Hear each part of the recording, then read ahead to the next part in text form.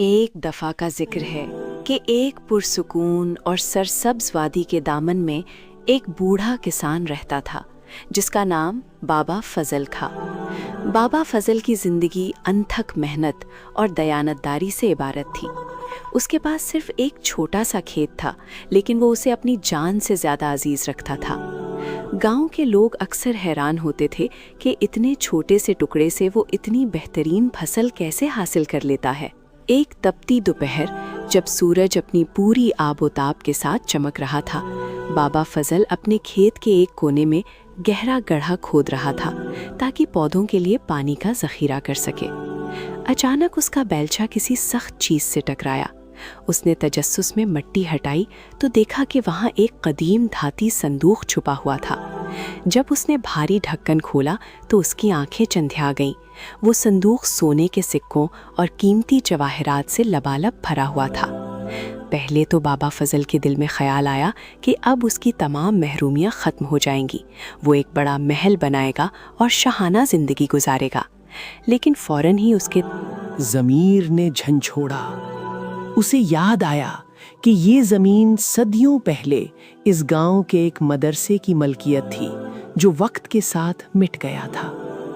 اس نے سوچا کہ یہ دولت اس کی اپنی محنت کی کمائی نہیں ہے، اس لیے اس پر اس کا کوئی حق نہیں۔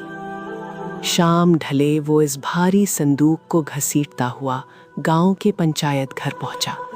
وہاں گاؤں کے معززین جمع تھے۔ جب بابا فضل نے سونا ان کے سامنے رکھا تو سب دنگ رہ گئے۔ کسی نے اسے بے وقوف کہا تو کسی نے اسے فرشتہ صفت انسان قرار دیا۔ بابا فضل نے سنجیدگی سے کہا، یہ مال میرا نہیں ہے، یہ زمین کی امانت ہے جہاں کبھی علم بانٹا جاتا تھا۔ میں چاہتا ہوں کہ اس دولت سے یہاں ایک شاندار اسکول اور ہسپتال بنایا جائے تاکہ ہماری آنے والی نسلیں سنور سکیں۔ وقت گزرتا گیا اور اس خزانے سے گاؤں کی تقدیر بدل گئی۔ جہاں کبھی پسماندگی تھی وہاں اب ایک جدید درسگاہ اور شفاخانہ قائم ہو چکا تھا۔ بابا فضل اب بھی اپنے اسی چھوٹے سے کھیت میں ہل چلاتا تھا، لیکن اب اس کے چہرے پر ایک ایسا سکون تھا جو دنیا کے تمام خزانوں سے بڑھ کر تھا۔ وہ جب بھی اس اسکول کے پاس سے گزرتا اور بچوں کے قہقہے سنتا تو اسے محسوس ہوتا کہ اسے زندگی کا اصل خزانہ مل گیا ہے۔ اس کہانی کا سبق یہ ہے کہ سچی خوشی دولت جمع کرنے میں نہیں، بلکہ دوسروں کے کام آنے اور اپنی ایمانداری پر قائم رہنے میں پوشیدہ ہے۔ انسان کی مٹی تو ایک دن مٹی میں مل جانی ہے، لیکن اس کے